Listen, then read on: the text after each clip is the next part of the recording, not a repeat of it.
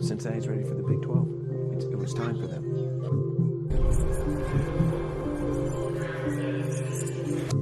I am fired up. It's a blessing to be able to be in this league with y'all, putting on for UC. Cincinnati, a basketball school. And there he goes. Touchdown! Bearcats! Raquama again. Another slam inside. Ladies and gentlemen, welcome back to the GoBeercats podcast. I'm Brandon.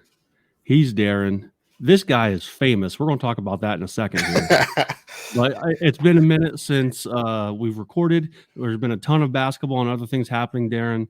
Finally get a chance to sit down here, talk about the wild roller coaster that is Big 12 basketball.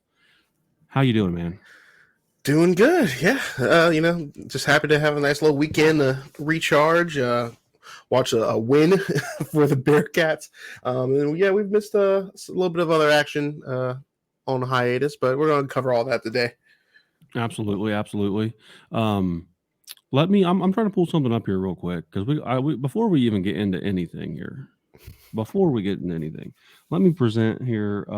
Share screen. Okay. Can you see this? Yeah.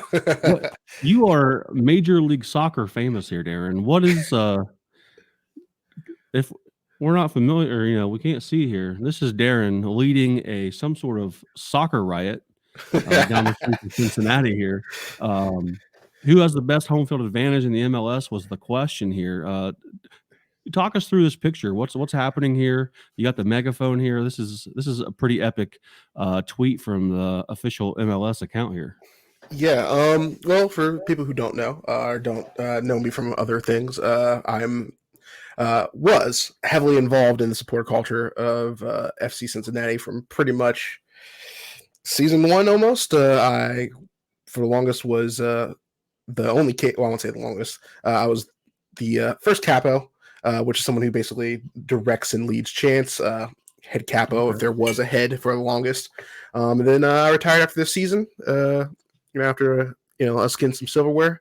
I want to say that's either looks cold. I can't remember exactly. That's either earlier in the season or in the playoffs. But I was leading the march into the stadium. We start at the home bars up near Northern Row. Pick up some of the other supporters along the way, head to Washington Park, do a little corteo there, and rally everybody else, and then march on into the stadium, make some hoopla. I like it. I first saw that in the Discord, and I was like, I got to put this out everywhere. I got to talk to this man about this. That's pretty cool stuff. Looks fun. I've yet to make it to a match. I hope to change that this year. So definitely see what that's all about. I want to do the whole thing too. Like we're marching in the streets. I want to march in the streets. So yeah, absolutely. Come check it out if you haven't. Everybody's got to try the march at least once. It's not for everybody, but at least try it once. Rumor has it I'm also in the team store somewhere. There's a giant picture of me there and some other places. And one of the photographers for my retirement gifted me an album as a collection of all the photos he's taken of me, and I got probably like 100 something in there from all these years. So cool thing to have for sure. I like that a lot. Yeah. I'm sure there were only one or two beers consumed before any of those pictures are taken. Which, if we're transitioning into here, I'm going with the classic Cincy Light. It's undefeated. Today, just going with my water. I hear you. I bought a new 12-pack last night or for yesterday to watch the game, and I was like, I'll crush a lot of these for the game. And then I had the bright idea that before I did that, before I started crushing Cincy Lights, I'll just I'll drink a Demogorgon, which is a street side stout that I got this year. I think the one I drank was like 15%. So I didn't have any more beers after that, Darin. So I got a fresh 12-pack of Cincy Light that I'll, that I just have on reserve, I guess. Nothing wrong with that. So good stuff. I didn't hurt myself, but I was just like, man, I do not need another beer. So, and thankfully, Yeah. the Bearcats pulled it out yesterday against Central Florida. A game that was ugly in the first half. Maybe the worst half of basketball that I've seen them play this season. No, I would definitely say it was, like, without a doubt. Yeah. I mean, that's probably up there with the Dayton halves. Yeah, no, I mean, I don't know what it is with this team, because at one point we were up, was it 15-16 or 12-16? Or sorry, 15-6 or 12-6. I can't remember. Yeah. But we've had opportunities before the season where we've been rolling to start the game, and we just kind of either let them get back into it and they're settled down, or we just don't put the pressure on ourselves and start pulling ahead further. And that was deadly, because I want to believe that was an 18-2 run at one point when we kind of stopped to look up. And then before we knew it, we were down 10, almost going into the half there. So it was looking rough. Like we just didn't have an answer, but we held them to 16 points in the second half to correct that, and then put some exclamation points on the win. Yeah, it was. I mean, it was a weird game with Vic being out sick. That was kind of a. I don't know if anyone saw that coming until it was announced just a couple minutes before the game. So then you throw in Skillings to start, who usually doesn't, and he started before, but not sort of like a mainstay there in the starting lineup. And on his 21st birthday, he goes for 21 points, 7 rebounds, a block, 3 for 3 from the free throw line. Just an overall star performance from a budding star that has people like John Rothstein, tweeting about his emergence as the go-to guy. And man, he looked good doing it. He's followed up by Newman, who had I feel as though we've said this several times, but his best game as a Bearcat. I think this one last night is in the running for it as well, because he went 19-7, and at times put the offensive side of things on his shoulder and either took it to the hoop, got a foul. I know he struggled from the line in recent games. He was 7 for 9, nothing wrong with that. And again, possibly the dunk of the year for the team.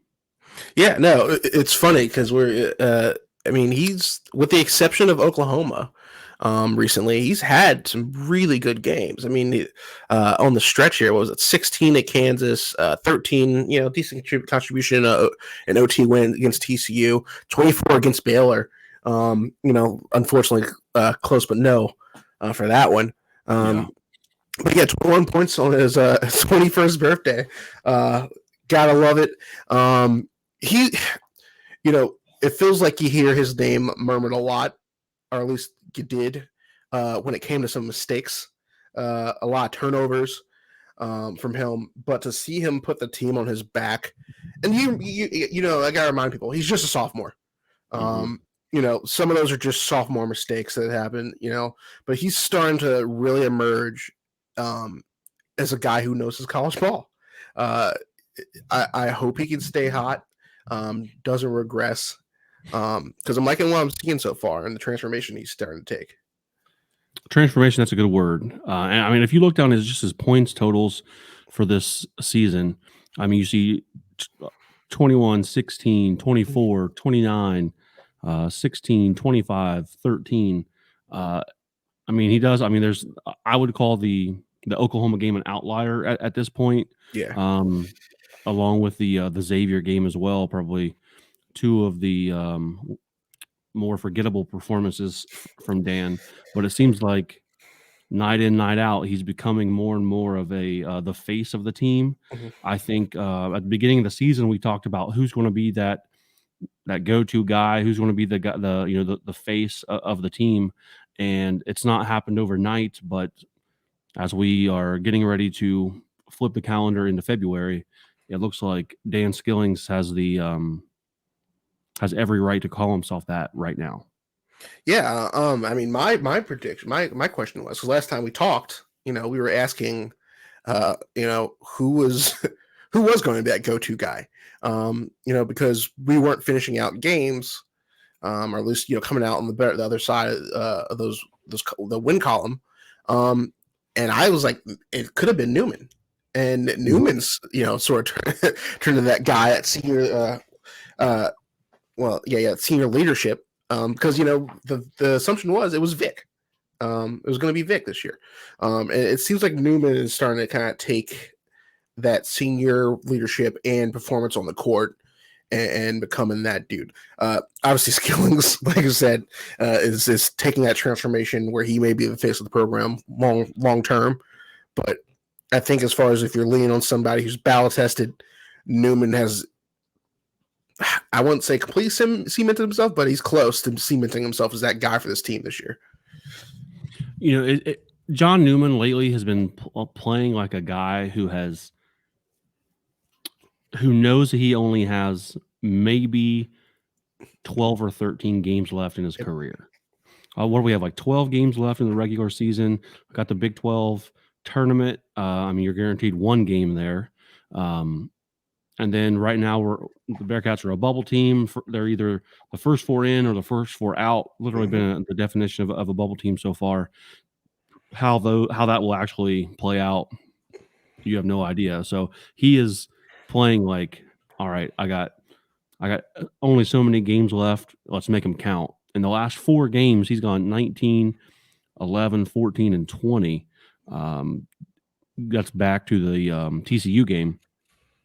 That they won in overtime. So more of that. I know some people didn't expect him to have this big of a role in the team. Yeah. He's sort of he's letting people know that this team did miss him last year as he was out with an injury, and missed him more than what we would ever imagine with his performances here as of late, and really throughout most of the season. Well, not just that, he's solid from the line too. The past few games.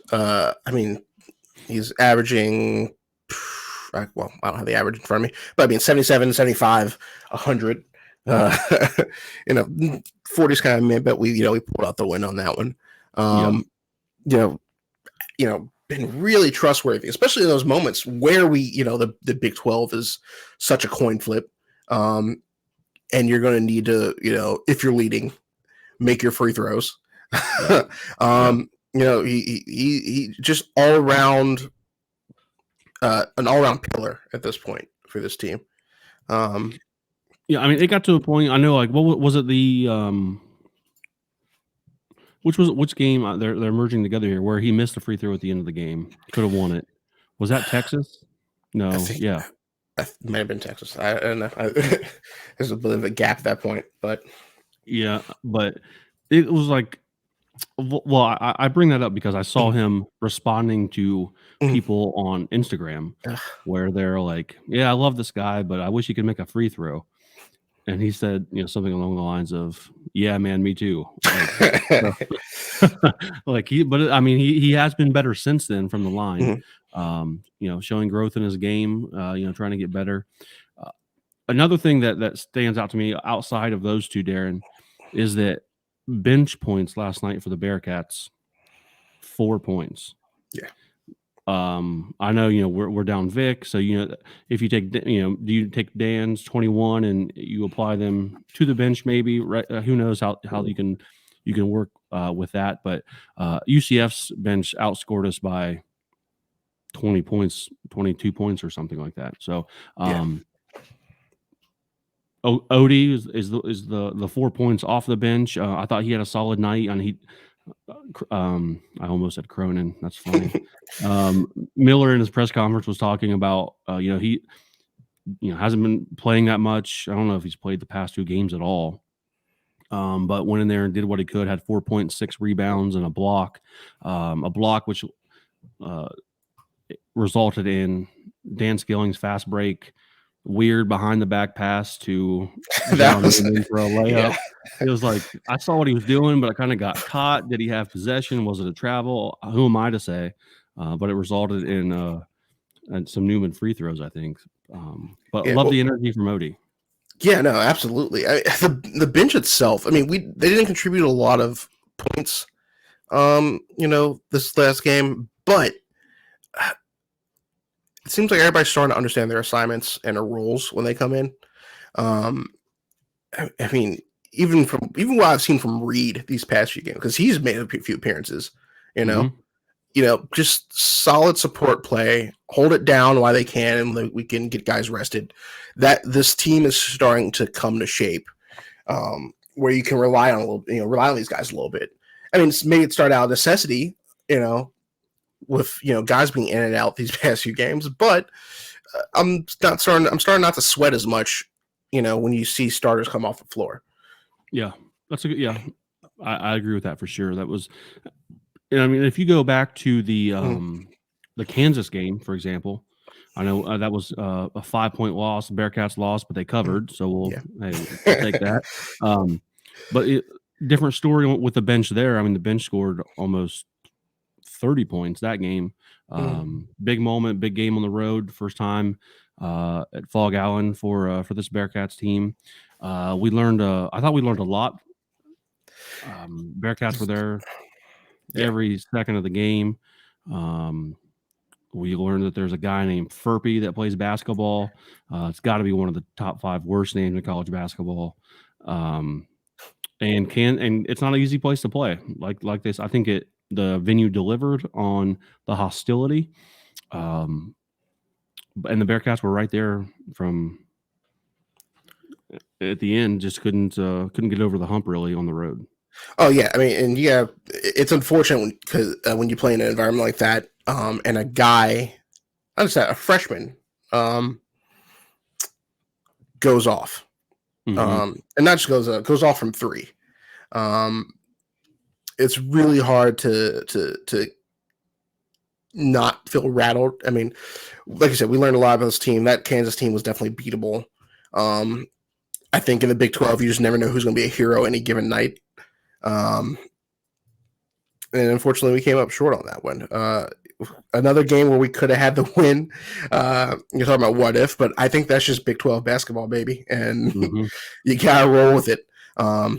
Especially, it's weird to say, especially in the NIL days now, where the talent pool is a little bit more spread out. You're not just having one or two teams, tripled up with the number one recruit 3 classes in a row, but another team where there's just raw basketball talent. It's very, but there's still great teams. They're just not extremely dominant because you just don't have the talent. You can't fill the talent gap. So you got Aussies going off as a freshman, for 23 points that night out of nowhere, especially in the back half. I don't think we were that rattled, to play in that environment necessarily. I'm sure there were some moments, if we really dig into it, where you can tell we were affected by it. But to me, it just reads as one of those games where we just kind of fell short again. Yeah, I mean, this isn't like a traditional way to look at this shooting stats, but if you look at Furpy's shooting performance that night across 2-pointers, 3-pointers, and free throws, he was 18 for 21. He missed. That's insane. Yeah. He missed. That's crazy. Missed 18. Yeah. So that's I thought Kansas is top heavy as well. Like I wish we'd get it. We only got them that one time, unless we see them in the tournament or something. But their bench, I thought, has some concerns. Their depth. I mean, they played 9 guys. The 4 guys on the bench combined for taking 3 shots, 0 for 3, and then one guy had a couple free throws to give him 2 points off the bench. But that's doesn't seem like a team that could. It's not a very deep team that I would be concerned with come March for the tournament. I don't know if they have the depth to go as far as they would like to, or as Kansas is used to. I mean, what do I know? But something to watch out there for as games start getting closer together in tournament format. Yeah, I mean, do you know their exact injury timing You know, if those guys are guys. Yeah, I mean, I think it's going to depend on when those guys get healthy, if they can get acclimated in time. That's true. You know, I mean, because right now Kansas themselves are sitting at 16-4. You know, probably 6 more wins. They probably lock themselves in. 12 to do it. I'm sure they'll be fine at that point. I think that was playing at home, coming off, you know, some losses they probably didn't expect to have, really put them in a corner to step up. And you even saw against Iowa State. I mean, I think they're just inconsistent because of those injuries, and that depth right now. Obviously, you know, that's helping them stay in is, I mean, Furpy kind of has emerged lately. I mean, he really kind of emerged starting Oklahoma when they played Oklahoma State, but before that, he, you know, was kind of just a guy who was there contributing. So I think they have really good players. It's just a matter of getting them acclimated, and then if they get some other guys back from injury, I think they'll probably be set still. Yeah. Let me ask you this, Darin. As the Bearcats right now sit 3-4 in the conference, 14-6 overall, we are technically tied with Central Florida, Texas, and Oklahoma, and BYU, all with the same record there. We went through what I'm going to call the first wave of the gauntlet. Every team that we played up until yesterday is ranked, or was ranked when we played them. How do you feel sitting 3-4 right now after that first wave? You know, everybody's gonna say, you know, we woulda, coulda, shoulda kind of deal. I mean, out of those ranked teams, we won 2 of those. Yeah, well, we lost to Texas by 1, Oklahoma by 4, Kansas by 5. Yeah, and then beat a solid UCF team, Central Florida Disney Technical Institute of Applied Arts and Sciences.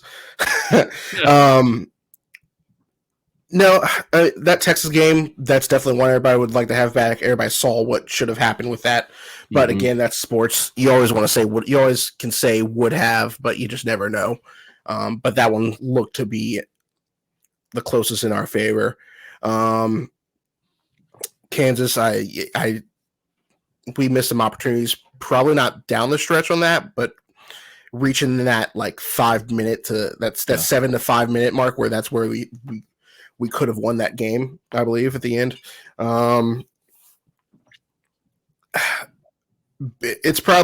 I'd say Texas and Baylor are probably the games where we really just kind of dropped it. Oklahoma and Kansas, I don't know how that shakes out for us. You play that game, 9 times out of 10. Again, they're probably all still 50-50 games, so maybe it's 5-5 on those stats, but it's a little frustrating to see. I think we had those wins enough in between where we're like, oh well, we're definitely competitive. We definitely can do this. I think that's what makes it hard to watch and go back, especially when you drop a game early in the season against a rival that's now struggling. Dayton, holy moly. Yeah, we'll get more on that later. Dayton, I don't know. I'm not so sure so much how that would have gone there. I mean, they were ranked up until last night. But you definitely wish you could have the Baylor and Texas game probably back. That kind of changes how this outlook's going. At that point, we're looking at a similar position to Kansas where we need at least 6 more wins to really maybe cement us and an okay performance in our conference tournament.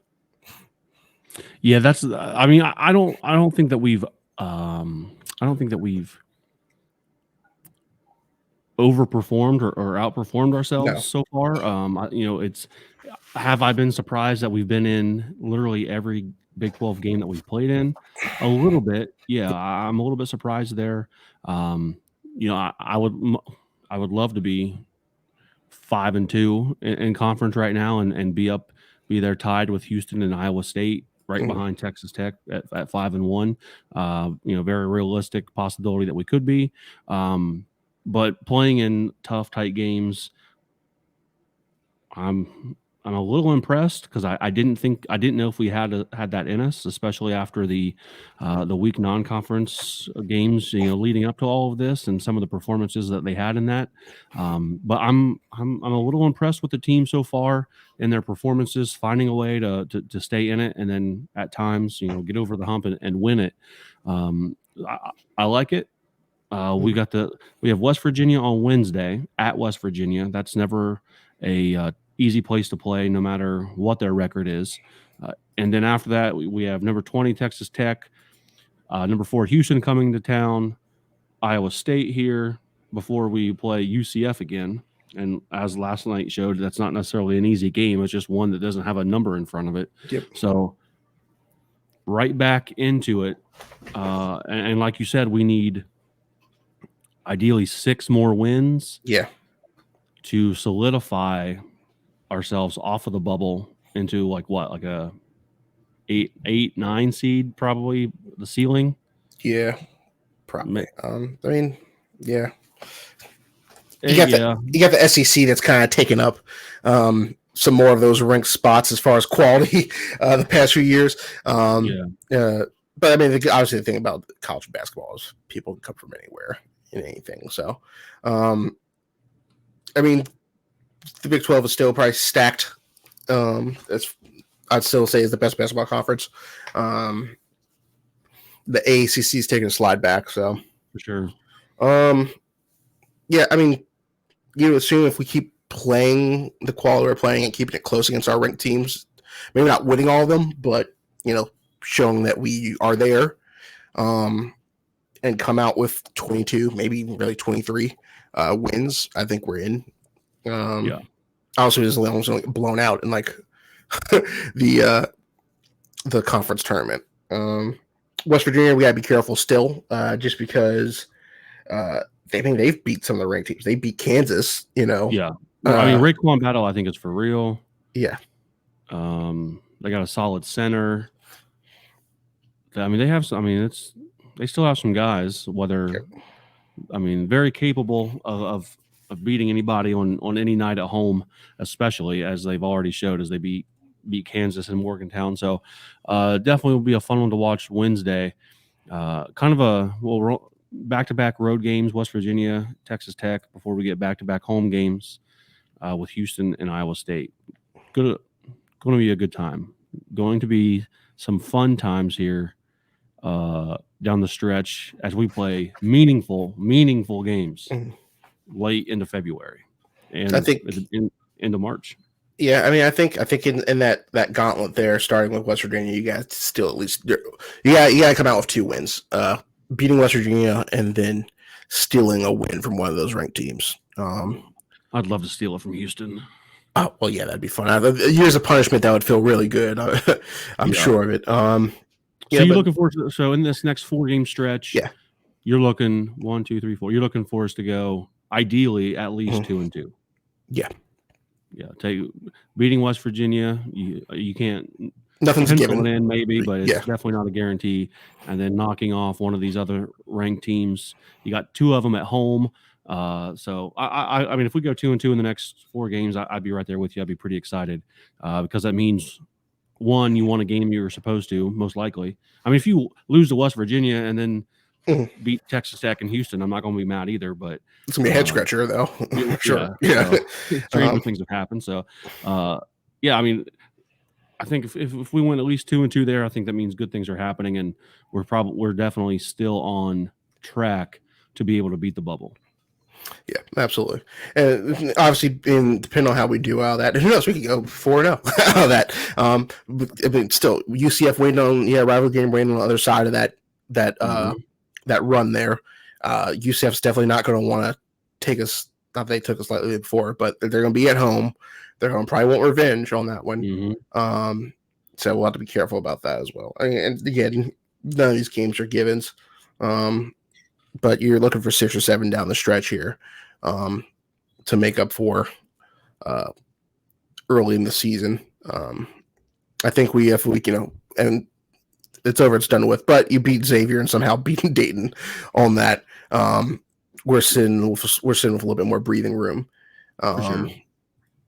But yeah, speaking of Xavier, almost got doubled up last night.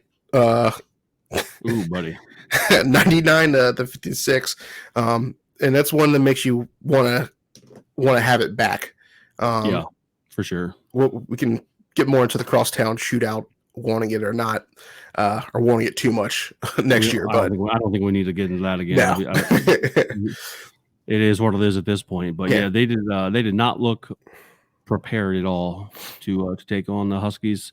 It was like was it 30-6 or something at one point? I don't know when I saw it, but they're up 20 on them at one point, I think. Yeah, so that's brutal. Oh well, glad it's not us. Yeah. To the women's side of things, Darin, they played some close games here recently. A couple buzzer beaters. I think last time we talked about the Central Florida win on a putback and layup. They lost a couple after that. 10 points at BYU, a 68-58 loss, and then a beatdown against West Virginia. We'll skip over that one. We won't have to bring that back up. But the game the other night against Oklahoma State was some classic Bearcat basketball taking place there, especially in the last few seconds, as the Bearcats came up with a steal, raced down the court in the final seconds for a layup to win 58-56 against Oklahoma State.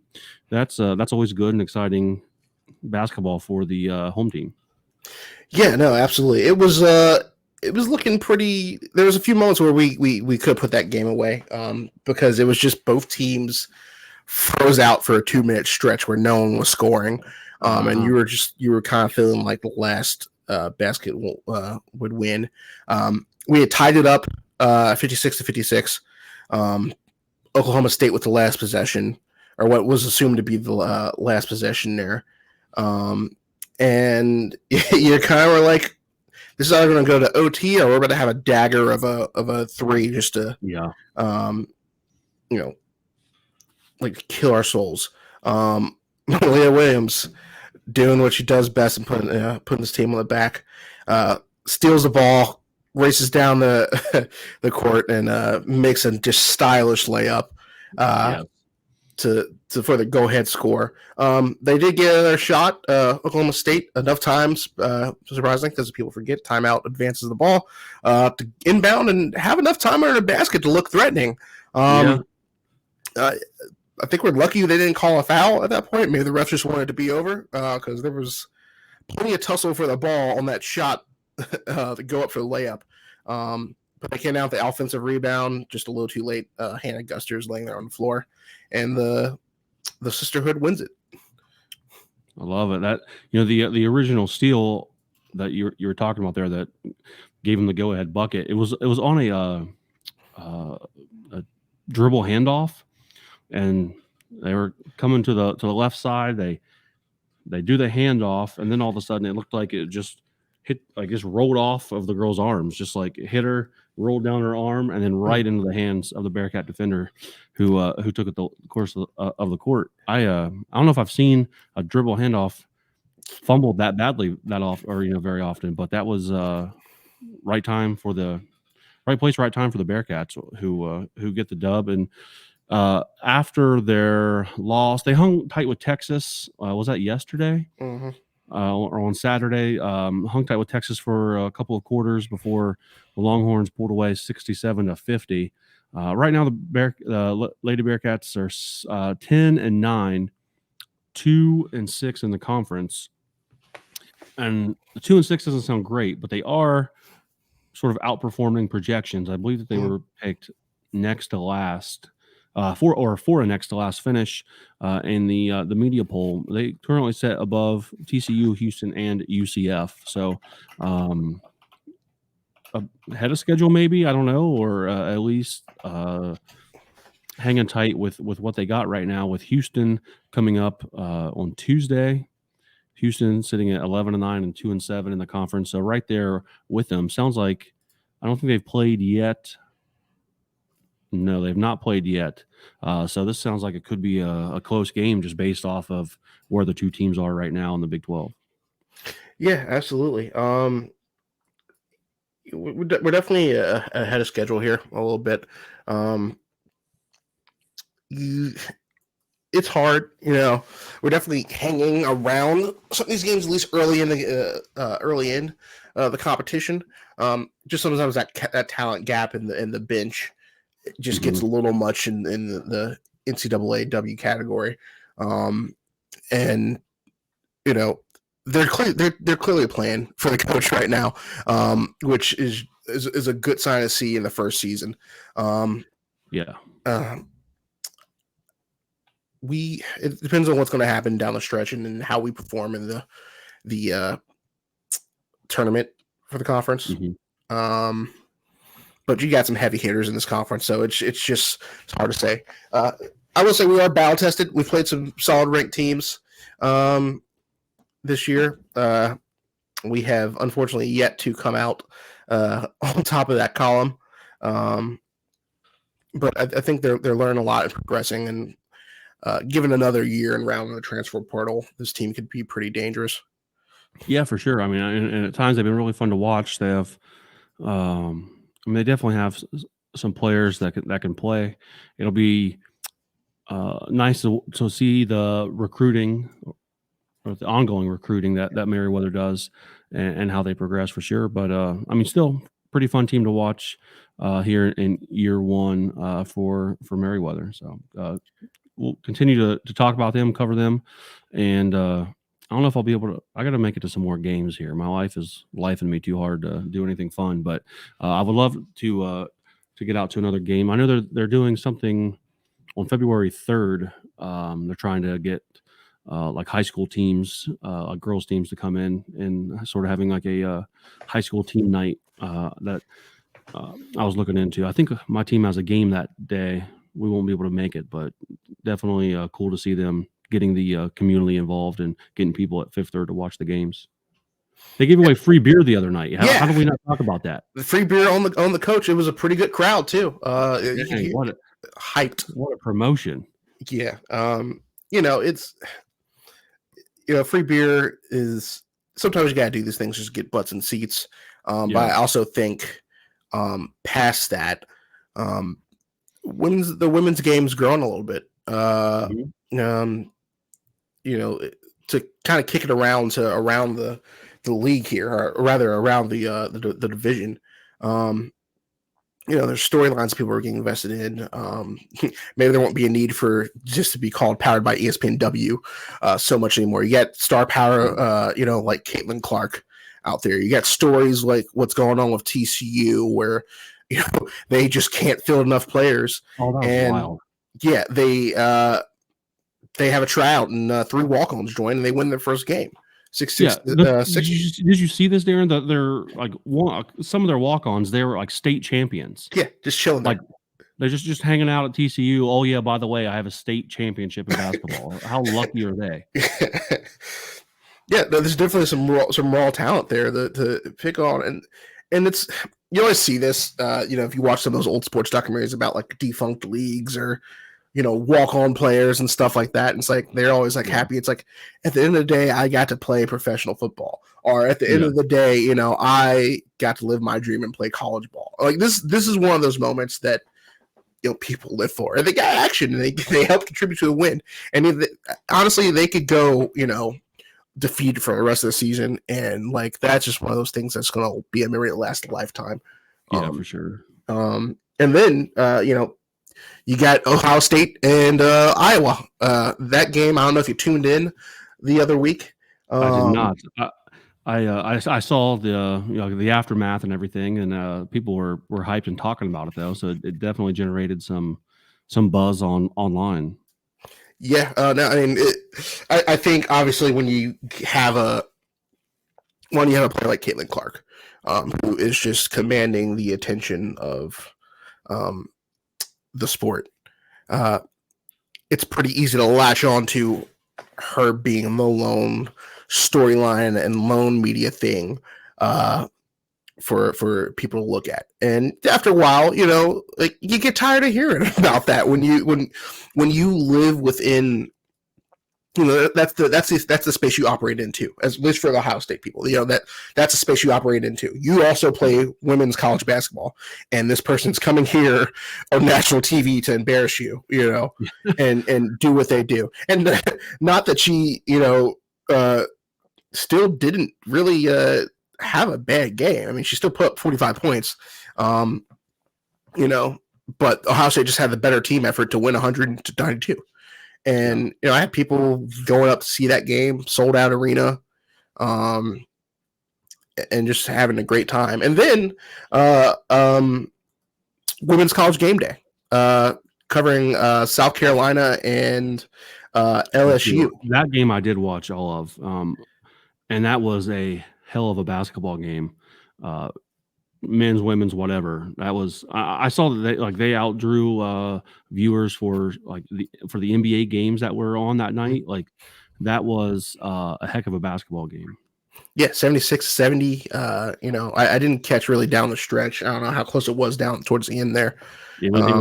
It was 70-70 with like a minute left. Gotcha. Like the last 3 or 4 field goals were threes. It was LSU hit a 3 to tie it up, and then it was like back-to-back threes for SC to put them ahead. But it was a physical game. It was everything you wanted in a college basketball game, especially of 2 top 10 teams going at it in league play. It was awesome. I had my team text me. They're like, "Are you watching this game?" I was like, "Yeah, everyone should be watching this game. It's crazy." So it was good for the sport and good, just overall good basketball game, no matter what. Heck of a game. Yeah, I mean, and what South Carolina number 1 for no reason, 18-0 at this point. Yeah, buddy. I mean, you think we'd be looking at another UConn kind of year where you just I don't know if they play LSU again, because LSU was ahead the entire game, or at least in the entire first half. Do they have that potential? Yeah. Of course it'll be hard and fun to watch, especially if that game was at LSU too. So who knows how it's going to go. The other way, but it was the atmosphere was nuts. I didn't even know College Game Day was there until you texted me. I was like, I didn't even get to see any of that. I didn't even know the game was on until like I said, my player started texting me, and I turned it on right as it was beginning. But yeah, that's great coverage and everything to grow the sport. Yeah, no, they don't have. They don't have them twice on the schedule. They do have Ole Miss, which is third in the conference right now, sitting at 5-2, and then they also have a game against UConn at number 8. So what a major oversight by the SEC to not schedule those 2 teams twice. Yeah, they just probably didn't think about it, unfortunately. But their schedule also, college sports schedules are made way in advance when they want them to be. Yeah, in College Game Day, I may be ignorant to this because I'm not sure. I know they have one for men's basketball. Is the women's College Game Day new this year, or is that just something I have not been paying attention to? I'm not aware of it happening before. I don't know if it was just I didn't get to see the coverage, so I don't know if it was an extension of what they normally do, or if it was a whole different setup. I don't know, but I had not heard of that happening. Previously. Yeah, because it seemed like a big deal. Because I follow Holly Rowe, and she was like, "Oh, thank you," or I think she thanked maybe it was either the decal people or something. But they had their faces on the side of the bus like they normally would do for Kirk and the guys for that, and then for basketball as well. So more of that, yes, please. It's I think the sports sicko fandom has really grown. So, we're looking some moments to potentially invest more into women's programs here. You got women's soccer, which the U.S. women's team has just been who they are for the past decade. Right. So they've just grown by pure talent and achievement. But I think people are starting to look at with Caitlin Clark's run last year. Really has eyes on the sport. And then of course LSU pulling out the win there last year, just creating narratives because they opened the season against each other if I'm not mistaken, just to set that up. So Yeah. it's a good time. I like it. I like where this is headed. So, so in other news, college baseball practices have started for the season officially. So when it breaks over, they're officially practicing. If you haven't, season ticket renewals deadline, I think the other day, but I haven't checked, but I'm sure that if you haven't yet, you can still look into that and get some tickets. I know I've been getting some extra calls for that. We are picked dead last in the preseason poll, which unsurprising. We weren't great coming out of the AAC, and then on top of that, we have a new coach. So it's my hope is for this team to look competent and competitive starting out, and then I'll adjust accordingly as I kind of start to piece together what this team is really about. We got some transfers, NIL, era, so it's something that I've been keeping my eye on. We'll have a better breakdown for that come time, but I want people to be aware. It is practice time. The season is almost here. When's the home opener? Do we know that? Ooh, that is an excellent question. Home opener is February. Oh well, against such a tiny graphic. They have this formatting problem that kills me. I want to say it's February 20th. Okay, yeah, so looks like about 3 weeks or so. Yeah. So, all right. But the season opener is going to be February 16th. It looks like an away series. Okay. And they'll definitely. start on Friday. So 3 weeks before we have baseball back. Good stuff. I know I've seen pictures of the practice facility. Yes. Some updates there. Still not a whole lot to look at. No. All the groundwork, I guess, is starting to take shape. But I don't know. Other than that, we got, like I said, still plenty of basketball left to play here with a lot of questions to be answered, and hopefully mid-February, which sounds wild, we have baseball. So good stuff coming in. Yeah. You got anything else for us, Darin? Major League Soccer famous Darin? Everybody's catching me at the end of my fame on that one, so I'm on my way out. Just happened to catch a really cool photo of me. I do believe we are. Huh? Spring game was announced. Spring game was announced. Yes. Which was, I don't remember when. It's going to be April 13th. April 13th. Is that? I feel as though that seems early, or is that about normal? It's about where it's at. You get that whole month of April where it's mixed in. Yeah. It's going to be a Saturday. I didn't see if there's a time set yet, but it will be at Nippert Stadium. From what rumor has it, they're trying to get them to do more of the actual scrimmage, like a traditional. Yeah. More of a traditional scrimmage, which be exciting. Coming closer to that, once practice starts, we'll start looking at a who's who for all the new transfers. They all took their. I don't know if you saw. They took their official Letterman suit and tie photos for all the new guys. Got them their nice little blazers and red ties. So yeah, we're stepping in and setting up. So it's I'm excited. We got a lot going on. The campus is buzzing. All the vibe of being a Bearcat is high. We just had the acceptance day for the first round of future Bearcats. Congratulations to my youngest sister. She has been accepted. Very nice. Yeah, making that. Well, she still got to choose what school she wants to go to. But yeah, personally being greedy, I'm hoping we can make it 4-4 and make it a family school. Oh yeah, for sure. So yeah, at that rate. Yeah. So yeah. All right, Darin, we will try to get this thing like more on a schedule. Like I said, two more weeks here, and my schedule opens up a little bit here. Although I'm packed down the stretch, but we will come back. We'll talk about at least 2 games for the men's next time we talk. So we'll make it happen. Sounds good. All right, man. Until next time, cheers. Go Bearcats. Cheers. Go Bearcats.